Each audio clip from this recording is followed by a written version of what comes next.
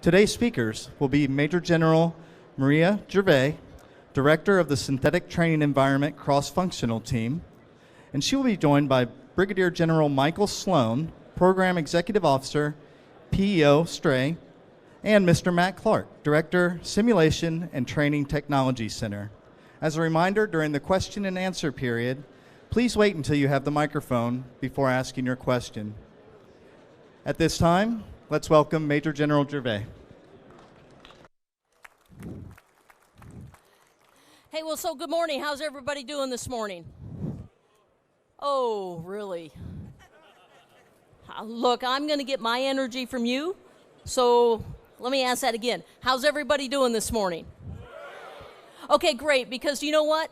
I am very honored to have with me my two teammates, Brigadier General Mike Sloan and also Matt Clark, our S&T lead, who is helping us be here to talk about the synthetic training environment. And look, if there's one thing I want you to know, I'm very passionate about what we are doing for, in regards to the synthetic training environment, which is going to what, in my mind, is going to lead to the second revolution in training for our United States Army. You know, our first revolution was really the development of our live combat training centers, and that actually changed training for our Army.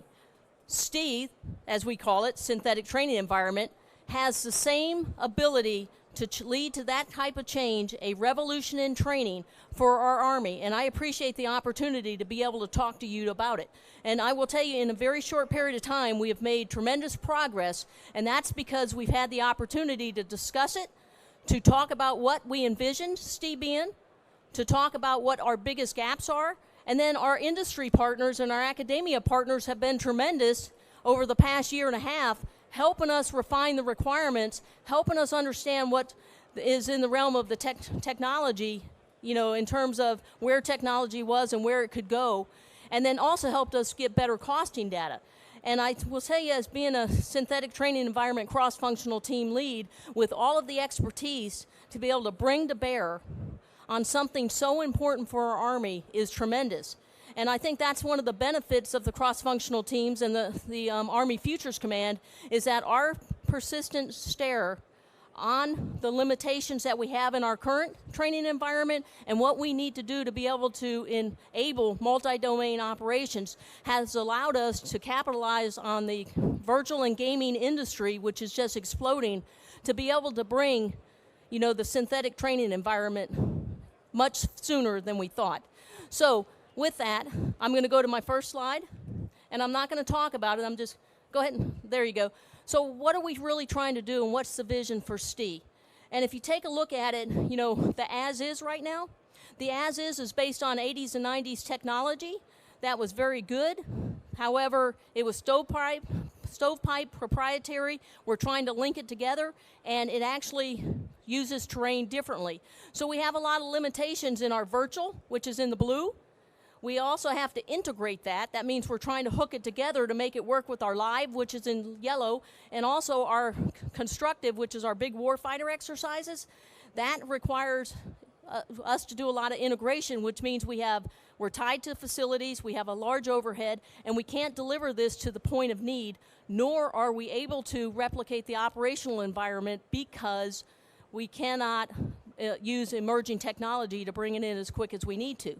So we're going to go to the 2B. The 2B is to deliver this training to the point of need. Wherever a commander or soldiers or units need to train, that's where they need to be able to train at. We also want to get to common data, common standards, an open architecture, and we want to get to common terrain, which is one world terrain, because if we lay that foundation, which you see on the right side of the slide, if we lay that foundation, that will allow us to bring in our reconfigurable virtual collective trainers, which are going to replace our CCTT or AVCAT, our air and ground platforms.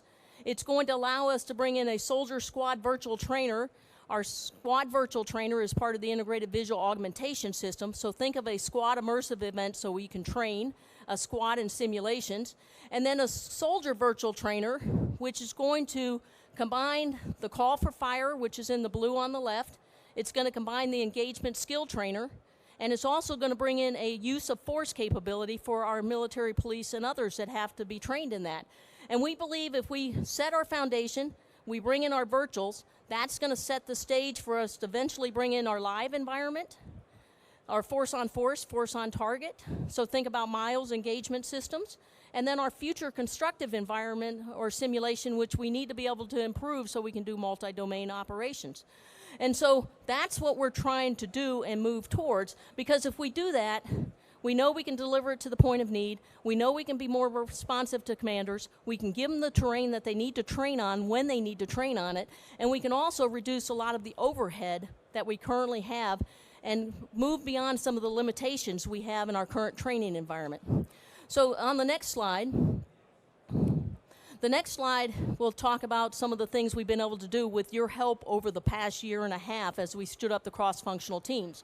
You know, we were able to put our capability development documents in place. We developed an initial capability development document very quick, and we were able to staff that through the building within 11 days. We developed our capability development document within 6 months across the Army, and that helped inform what we were going to do in our very first other transactional authorities that we put in place. And so we went through almost about a year working with our partners, working with industry and academia, and that resulted in user assessments where soldiers that were going to use this equipment put their hands on this equipment and told us, is this the right approach? Is this where we need to go? How do you need to change it? And is technology mature? Where does it need to mature more? What are the gaps? And then on top of that, it gave us good costing data on how much this was going to cost. So the end result in April and May is we went to Fort Carson, we went to Fort Riley, and we came down to Orlando with all of the units. They told us technology is a little more mature than we thought, and we can go into rapid prototyping. It also told us that our requirements we needed to change a little bit, and here was the best approach. And the soldiers said this, what we're doing, will help them in the execution of their job right now. So they saw value added in it, and it helped us understand what it was that we needed to provide to our soldiers so that they could train. And so what that has led to is now we're finalizing our capability development documents. We're working with our material developer and our S&T partner where we put in a set of follow-on other transactional authorities so that we can actually move beyond this. And Mike Sloan is going to talk to you about the acquisition process. And then it also helped us identify the gaps that we needed to focus on and ask industry and academia to help us solve these tough challenges so we can actually improve what we're doing right now. So very successful in my mind because it helped me understand which approach to take. And number two, to put this in the hands of soldiers.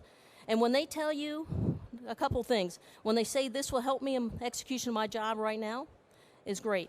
When you put One World Terrain prototype in their hands and they say, yeah, this was good for training, but now we see a tactical use for it, that tells you that you're on the right path. And we're very encouraged by the things that we're doing with all of our partners to move to the synthetic training environment, because it will be a second revolution in training, because it will help improve home station training. It will allow us to go into the live training environment at a much higher level of proficiency, and it will help us overcome some of the limitations that we have in training right now.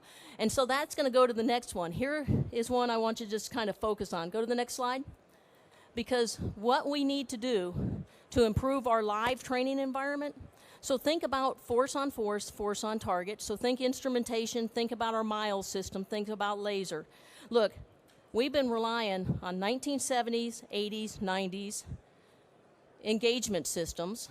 So think laser tag, a little more sophisticated than that, but think in that line. But we have been relying on that since the 70s and 80s. It's not, the realism isn't there. It doesn't have the accuracy. We can't really train in this environment the way we need to. We are challenged to do indirect fire and go from live to virtual and vice versa. So we want to focus on our live training environment and what do we need to do better in the live environment to be able to replicate that environment to allow a BCT to be able to train, to use the capabilities that they have at their disposal without having to limit what they need to do. And so live is one of our efforts. Our Army senior leaders have asked us to accelerate this because, quite frankly, miles is good. It's time consuming, it's costly, and it takes away from the precious time that units have to train, because it's not platform agnostic, it's platform specific. We have to move it around, and quite frankly, it's a burden. And so we need to move to something that's not, beyond laser based, see if we can find other technologies out there that can solve our problem and is better than what we have. And that's my challenge to you, is that we need to get after that. So I'm going to turn it over, because we have a lot of gaps and challenges for you, and I'm going to turn it over to my S&T partner, because he's going to talk to you about some of the key gaps that he sees and he's working on. Matt? Hey, thank you, ma'am. Hey, Matthew Clark, Director of Simulation Training Technology Center down in Orlando, Florida. Next slide, please. So General Gervais gave us a very significant challenge with respect to the S&T. And how do we support the STI CFT in the timeline that it's running? And believe me, it is running at a fast pace. IOC basically in about 18 months. So closing the gaps. So our focus on the S&T side is obviously short term today, closing those critical gaps that we see that will get to IOC and FOC, and then following on and shaping the future and creating that technology that's going to keep the STI, an enduring system, and it'll be a growth system as well. So short term, General Gervais up at the top left already discussed what we were doing on the STI CFT and her vision. Down below, you see some of the efforts that the S&T is providing right now. One World Terrain. So what are we doing? We're working those automated processes for data collection and data distribution and processing. So we want to get the man out of the loop when it comes to creating a synthetic environment. And when we talk synthetic training environment, I'm talking three-dimensional, exterior, interior, complex environments as well, cities, jungles, those type of things. So it's automating the process to get that terrain data from a capture into the hands of a warfighter in a very short time. TSS, TMT, the backbone of the STI. Training simulation software, training management tools. The software side. Today, we are looking at models, applications, scalability. All those things are going to make the backbone and the architecture of the STI work. And when we talk scalability, I'm not just talking about ramping up the size of entities, but ramping up the capability of the applications, ramping up the models to accept those applications, and somewhat shaping the architecture of the STI itself that goes behind it. TMT, think applications on your iPhone. The tools that a commander or a trainer is going to use. What we want to do is automate the process of both setting up a training scenario, assessing that training scenario, and then giving automated feedback. So we're doing work today at both the individual and team level with respect to intelligent tutors and automated scenario generation, those type of things. So you run an event, you get feedback at the team level while that event's taking place, and it's captured, you get feedback afterwards, and then you get a tailored scenario after the fact to help you improve. SSVT, virtual trainer. Our focus is dynamic occlusion, the spatialization, and the tracking in the virtual world. If we don't get that right, if we do not get that correct, it impacts live training as well, and I'll explain that in just a little bit. So let's cross over to live. General Gervais talked about getting rid of the mile system, going into something else. We want to take live engagements, bring it into the network. We're working on the concept of what we call the E-bullet. So we're doing weapons orientation sensors that will go into the weapon itself so that we get azimuth pose of the weapon. And we're doing the algorithms that will give us the ballistic characteristics of the weapon. And then we'll do an engagement across the network. Key to that is One World Terrain that's going to come into play. If you're going to have a successful engagement, you have to understand the terrain between the target and the shooter. And then finally, the live piece, one other piece on that is the ability to link with IVAS and have an experience, a virtual experience actually in the live scenario. So what do I mean by that? A shooter, so let's say an anti-tank weapon system, will shoot a tank. While they're wearing the IVAS, they will actually see the effects of that explosion in a virtual environment through the IVAS goggles themselves. So let's talk about the future, those technologies shaping the future. General Gervais and I work very closely shaping where we need to go, and it changes almost every day. And it changes because of the technology growth across the industry and our partners and across what we're doing in the military as well. But you see the 4 areas that we're looking at right now. Live engagement, not going to go away. We're going to have to scale up, going from individual engagements to teams to even larger echelons that we're going to do. Future constructive simulations. We have to do these constructive simulations so that they're seamlessly integrated at any level of the unit. And we do get those training experiences that we actually need. Individual training and teaming assessments. Once again, the assessment piece, we have to automate it. We have to take the human experts out of the loop, replace them with AI experts that are going to do the same job, reduce the level of manpower. And then finally, leader development. Critical. MDO is coming. And we need to shape our leaders to do it. So we need a method to train and educate those leaders at a faster pace than we've ever done before. So let's talk about process on that. Next chart, please. S&T's really changed inside the STI CFT. You see, we'll start on the top left with the focus areas. And those focus areas are somewhat enduring. But what's changed is this continuous process that we go through now. It used to be somewhat linear. It is no longer linear. We come in, we identify the gap, and we assess that gap against what industry can provide. And if that gap is truly a military or an Army-specific gap that we should be expending critical resources against. Because if it's not, it doesn't meet our level of need. Then we go into our process of how we're going to execute. And we do it one of a couple ways. We either do it in-house, we do it as a collaboration with industry, or we just contract out to industry. And then we continue to monitor that and assess. We assess it through user assessments. We assess it through stage gates, through S&T reviews that we do continuously. And then we may change. And it is not unheard for us in midstream to stop an S&T effort and shift focus. And we do that based on the requirements at hand because we are in a very dynamic process. Finally, we work at transition. Transition to us is critical. If we can't get our product out the door into the hands of that vendor that requires it, our S&T effort is pretty much invalid. With respect to OTAs, it's a little bit different process now. We as an S&T organization have to align with the agility cycle of our OTA vendor, and we have to produce a product that, one, has the data rights that can go, two, is mature enough to enter into their program of record, and three, adds value to them. Because if it doesn't, it's not going to be an acceptable transition. So a very challenging piece here. So that's it for the S&T side. I'll be followed by General Sloan. Thanks, Matt. Thank you. Hey, good morning, everybody. I'm Mike Sloan, the Program Executive Officer for PEO STRI, Simulation, Training, and Instrumentation.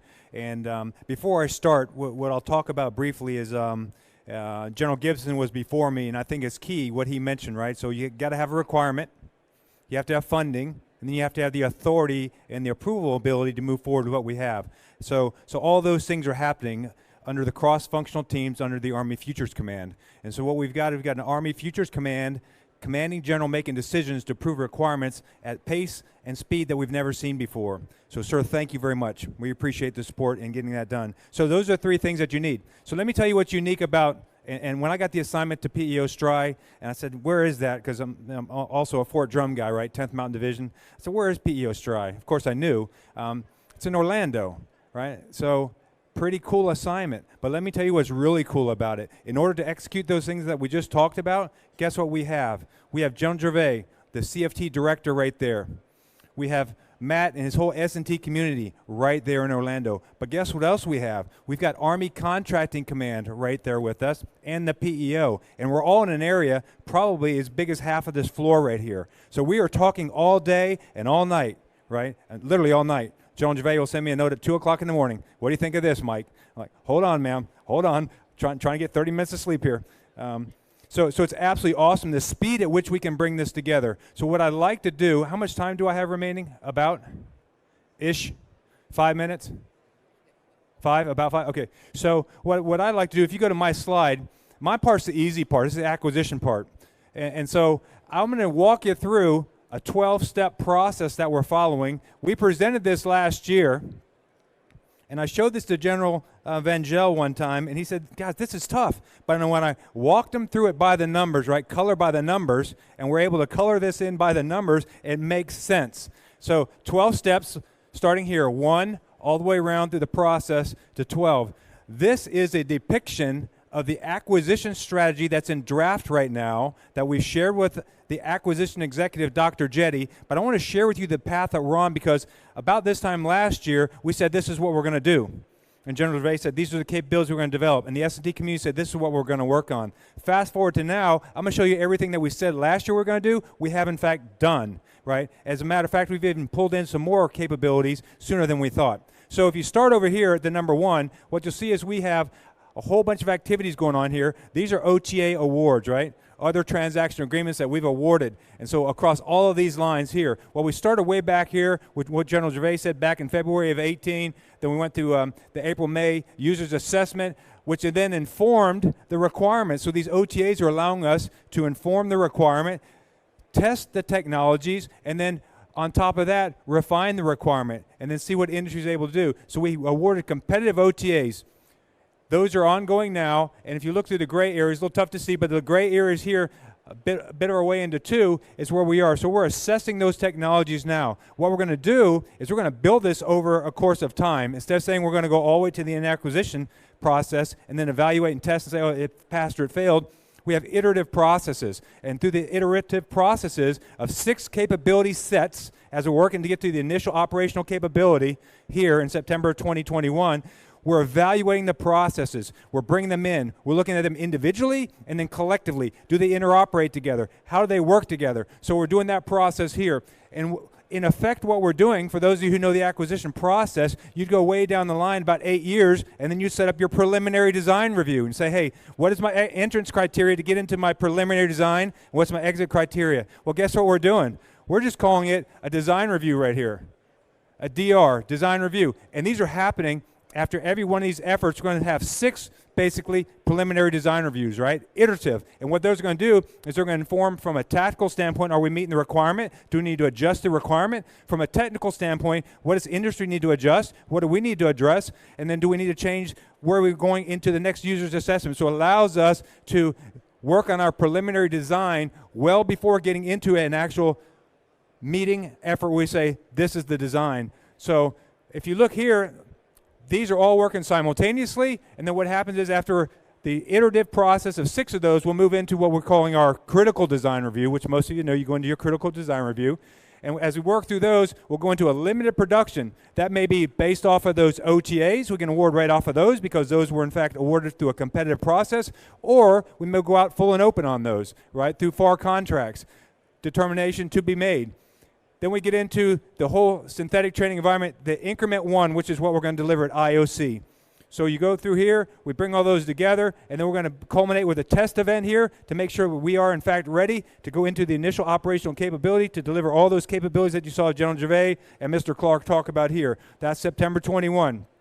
Critical to note, right? So everything is funding dependent, right? And so many of you know, and no secret, right, public knowledge that we are facing some marks right now. So given those marks, depends what comes out of the next few weeks and months, right, will determine how fast we can in fact get here and what in fact we can start pulling even faster to the left. So following the initial operational capability, we then feel that capability, then we'll make another decision. Okay, now do we transition to a FAR contract, FAR-based contract, as many of you are familiar with? Do we down select? Do we do something that's competitive in that event? Do we do a sole source? Is that needed? Or do we do some or all of it as training as a service? Right? So all that's written in the acquisition strategy and have decision points along the way that we'll be briefing senior leaders to make sure that we deliver this capability on our path right now to the full operational capability here, which includes all those capabilities and bringing additional capabilities into the fold. So fully transparent in what we're doing here. The OTA process is different.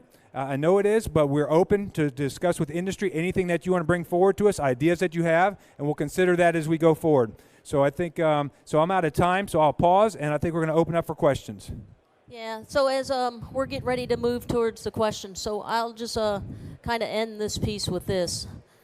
So, you know, yes, our schedule's aggressive, and I'm not going to apologize for that. in no way, shape, or means. Because, you know, we have some things that we need to improve in our training environment, and we need to improve it today, now, and also into the future. But I'm not going to apologize because, see, I know. I've seen what the industry and academia partners have been doing. I've seen how you've been moving in that direction and where the market is going. And I believe, and I firmly believe, that we can do this faster than we had originally anticipated, which was between 2025 and 2030. Okay? And I'm convinced that we put the challenge out there to you, you're going to solve it.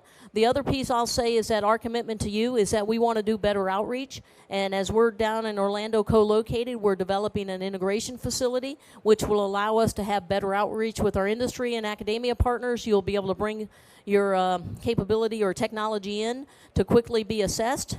And if it can quickly integrate into the synthetic training environment, that's the path that we would like to take. Now, it's not up and running yet. We're still under some renovation.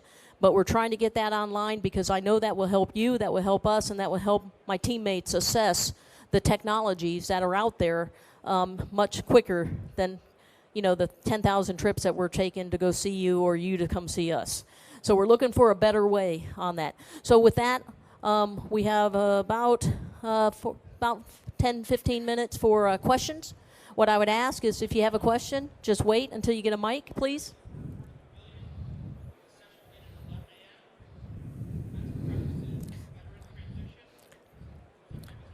Okay, so if I had my coin, I would give it to you, so breaking the ice.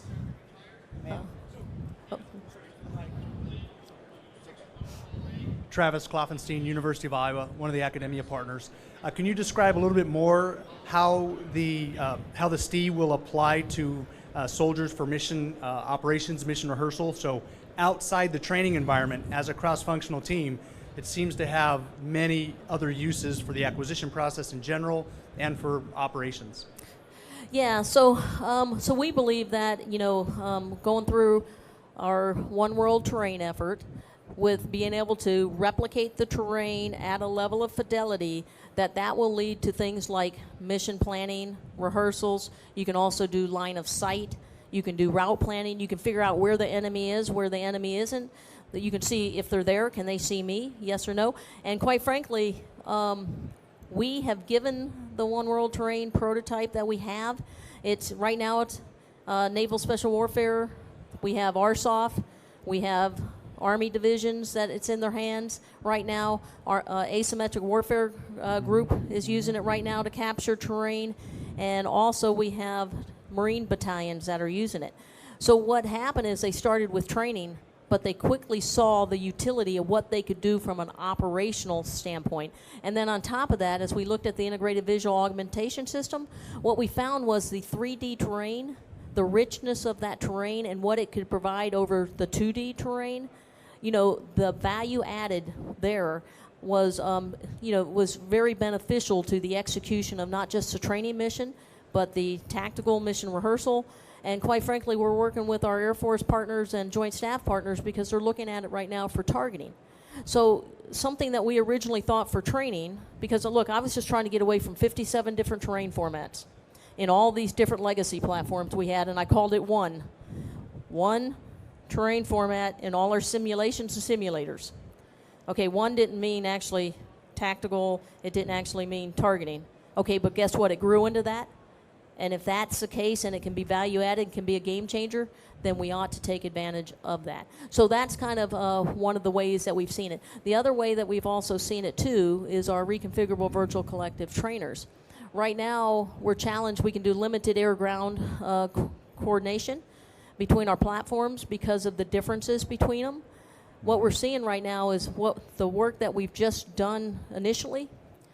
We're already seeing air-ground coordination being able to be done. Some of our feedback we got from our units up at Fort Carson was, hey, my gosh, I could do MUM-T with this right now. So, you know, those things can all help you go from just training to a mission rehearsal. Mikey, you want to add anything? I would just say that, you know, knowing that up front, we're in the right environment right now to be able to pull this off.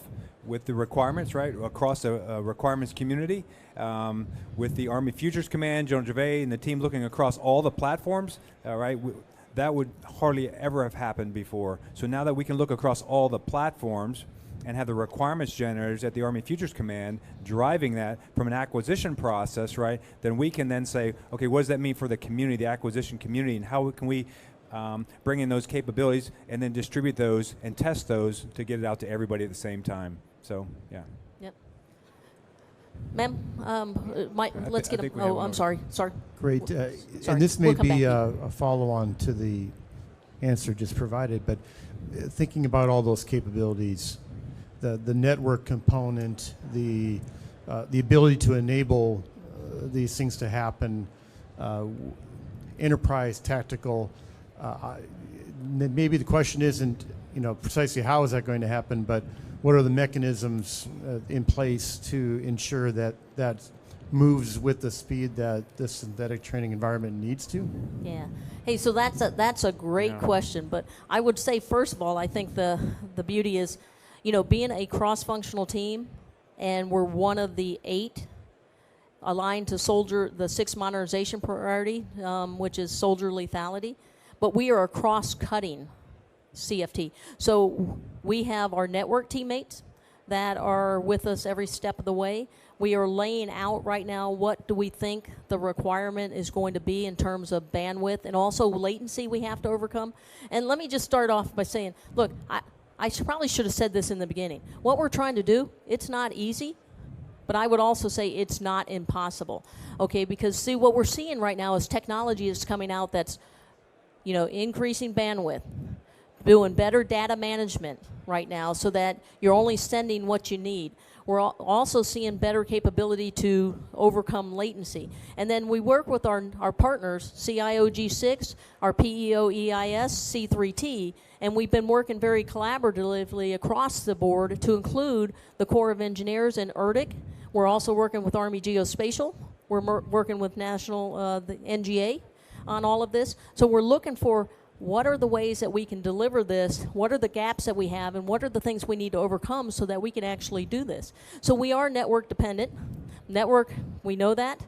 Enterprise level, we're synced with our CIOG6 on infrastructure upgrades that need to take place. We're looking at 5G. We're looking at all the things that can help bring this together. Because we're seeing, just an emergence in technology that is going to overcome what used to be some very, some severe limitations in where technology could be used and where it couldn't. Okay, but we're not done. We're not going to say it's going to be perfect. We're going to evolve. But we've also stood up a STI network integration pilot using a testing network right now. That got stood up and became operational 2 weeks ago. So we already started pushing our data, pushing our terrain and saying, how much is it? What does it take? Where are the pitfalls? Where are the choke points? Why are they, and how can you overcome them? Because my whole premise is stop talking on PowerPoint, start doing, and you'll figure it out, right? Okay, but we'll talk ourselves to death on PowerPoint, won't we? Well, at least we will. We will. So, Mike, you want to add? Yeah, or thank you, ma'am. Matt, too? Matt, did you want to jump in? I've got a couple words I'll say. I think I'll sum up what General Gervais said. If I was out there, my takeaway was, hey, there's not one solution, right? So I think you heard ITN. I think you heard 5G. I think you heard PEO, Enterprise Information Systems, EIS, right? And that's, of course, Ms. Cherie Smith, and then she has Victor Hernandez working there. And so we're looking at what do you need out of an installation? What do you need at a combat training center? What do you need when you're forward deployed? Maybe it's all of that, right? So maybe you are having to do some infrastructure. Maybe you haven't used some of the tactical network. Maybe you are having to actually use some network capability as a service. And so when you look across where we're going to be and how we're going to deliver that capability, it's going to be, I think, a combination of all of those and working through all those right now. Yeah, I'll just add on that on the technology side, the S&T side, it's really working technical challenges in real time. And how do we do this? So it's key that we partner with industry to get after those challenges as we see fit. So for instance, latency and distributed gaming, let's call it, right? Being able to distribute training across the network. So we team today with Microsoft and with Google, and we figure out how they're doing it on the gaming side of the house. and then we start chipping away on how do we transfer that to turn it into a military application. So, you know, I've got PhDs out there that are doing that constantly and traveling and teaming with industry. The other piece I want to bring in is we've got a great asset that we have, and it's a UARC, right? A University Affiliated Research Center out at the University of Southern California, the Institute for Creative Technology. They help us do some of that stuff. Part of it is the modeling and the applications and the algorithms that go into that. And so, you know, we work with them, great professors out there, experts in their field that help us once again tackle those significant technology challenges.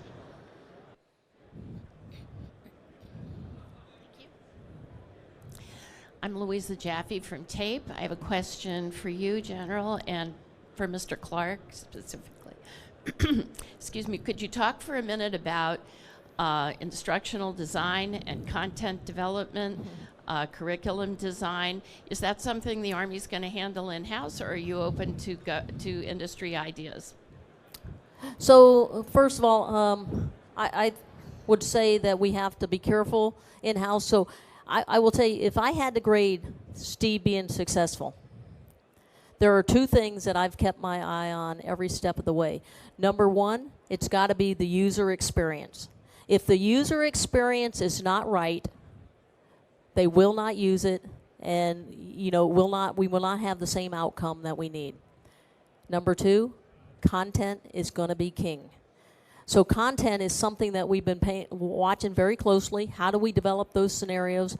How are we going to do it? I don't have the full answer on that. I just know that that is something that is very important. We've got to figure out how we're going to do it, how we're going to govern it, and then how do we introduce the scenarios and the content that allows us to be able to train from every echelon, you know, in different environments, different space and time, different training levels.